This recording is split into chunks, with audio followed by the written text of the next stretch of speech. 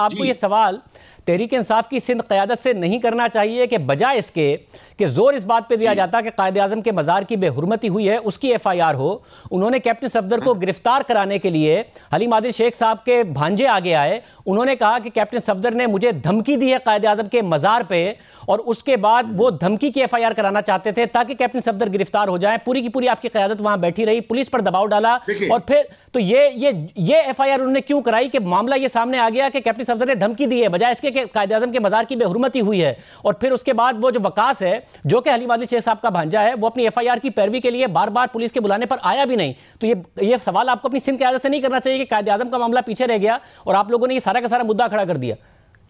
नहीं, मेरा सवाल उल्टा बनता है। शाहजेब, कितने प्रोग्राम्स हुए हैं कायद आज़म के मज़ार के बेहुरमती पे? कितने लोगों ने कंडेम किया है सफदर को?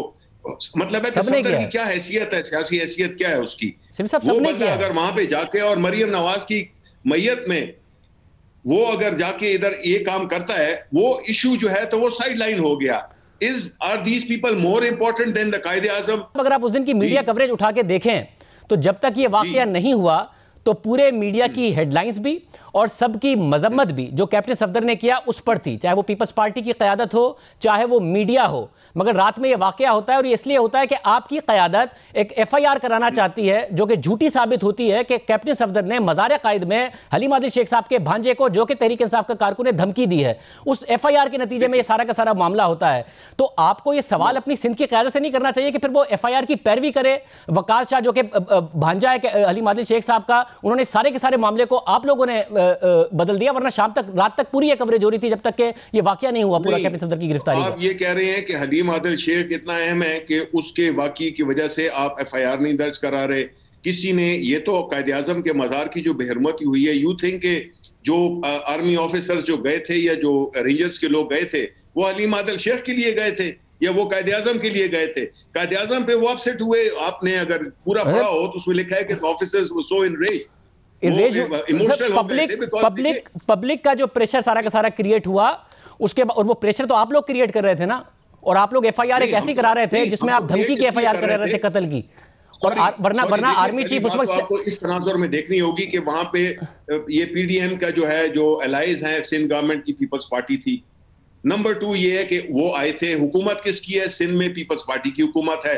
अगर पाकिस्तान के सिंबल की रिस्पेक्ट नहीं होने दी, वो FIR मैं आपको लिख के देता हूं, आप मुझे बता दें, वो FIR दर्ज कराते सफदर के खिलाफ? ये होनी तो चाहिए सफदर के खिलाफ ना, मरियम नवाज के खिलाफ होनी चाहिए थी। उन्होंने तो उस पर नहीं किया है। जो IG का वाकया हुआ, जब FIR नहीं हो रही थी तो अली जैदी साहब ने कहा और बाकायदा धमकी दी कि FIR नहीं हो रही है, और IG वफाक का नुमाइंदा होता है, वफाक उसको नॉमिनेट करता है। मगर जब IG के खिलाफ वाकया हो गया जिसकी आर्मी चीफ ने भी यकीन दहानी कराई, तहकीकात होगी और जो भी गई, तो उस वक्त वफाक कहाँ था? अगर सिंध हुकूमत नहीं खड़ी हुई पुलिस के साथ, और बाद में बिलावल खड़े हुए जब ये छुट्टियों की दरख्वास्तें आई, वफाक क्यों नहीं खड़ा हुआ पुलिस के साथ?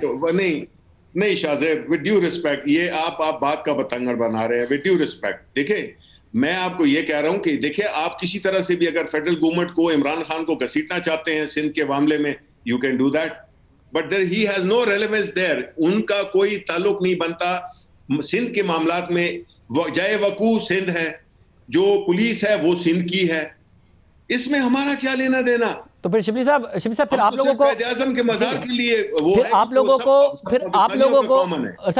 लोगों को इंतजार नहीं करना चाहिए था जब आर्मी चीफ ने यकीन दहानी करा दी थी? अगर आप लोगों का लेना देना नहीं था, आप लोगों ने सिंध पुलिस पर इल्जाम लगा दिया, इन्होंने ड्रामा किया है। आप लोगों ने सिंध हुकूमत पर इल्जाम लगाया कि ये सारा का सारा ड्रामा नून लीग के साथ किया है। आप लोगों ने FIR कटाने के लिए, जो मैं कह रहा हूं कि पुलिस का चालान कह रहा है कि वो FIR ही फेक थी, ये सारा का सारा काम फिर सिंध पुलिस पर छोड़ देते, सिंध हुकूमत पर छोड़ देते, आप लोगों का काम नहीं था। आप लोगों ने तो बहुत ज्यादा इल्जाम लगाए सारे के सारे काम प्रोसेस में। देखिए शाहजेब, कुछ चीजें होती हैं जिनका कि उस वक्त एक पस मंजर होता है, जिसकी बुनियाद पे जब हकाइक सामने नहीं आते हैं तो उस वक्त जाहिर स्पेकुलेशन तो होती है। ठीक है, वो तो होती है, होनी चाहिए और होती है, हमेशा ये है। अब एक चीज है जो कि आपने एक फैसला हो गया, इन्वेस्टिगेशन, ना मैं था उधर ना आप थे, एक फैसला हो गया है तो हमें वो एक्सेप्टेबल है, बल्कि हम उसको अप्रिशिएट करते हैं, एडमायर करते हैं कि काश हमारी जो सिविल साइड की जो इंस्टीट्यूशंस हैं वो भी इफेक्टिवली अपने लोगों के खिलाफ इंक्वायरीज करें और उनको वो करें, वो पनिशमेंट दें जिसके कि वो मुर्तकिब हुए हैं। तो ये क्यों बनाया जा रहा है कि आप घसीट रहे हैं फिर और सब और क्योंकि को घसीट रहे हैं। और शिबली साहब, क्योंकि इदारे ज़ाहिर वज़ीर आज़म को रिप्रेजेंट करते हैं, तो वज़ीर आज़म को रिपोर्ट करते हैं। वज़ीर आज़म मुतमईन है, अब जो कुछ हो गया, इसके आगे कोई कार्रवाई या कुछ बात वज़ीर आज़म नहीं करेंगे? नहीं, वो नहीं करेंगे। लेकिन मैं एक बात करूं, देखें शाह साहब, कायदे आज़म का देखिए कुछ चीजें सिंबॉलिक होती हैं, कुछ चीजें होती हैं ऐसी, चाहे अगर किसी ने भी किया है उसका कोई ताल्लुक नहीं है पार्टिजनशिप से, अक्रॉस द पार्टी लाइन।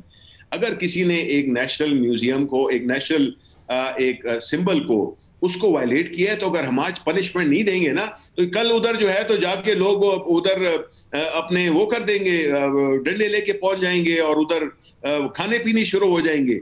हर चीज की एक रिस्पेक्ट होती है, उसका एक तकद्दुस होता है, उसको कोई भी वायलेट करे, इररिस्पेक्ट, मैं अगेन कहता हूं, पीटीआई हो, एएनपी हो, कोई पार्टी भी हो, नहीं करना चाहिए, पनिश करना चाहिए कि आइंदा कोई लोग ना कर सके ये। और उस पनिशमेंट के लिए आईजी को अगवा भी नहीं होना चाहिए। देखिए वो तो फैसला कर दिया है ना उन्होंने।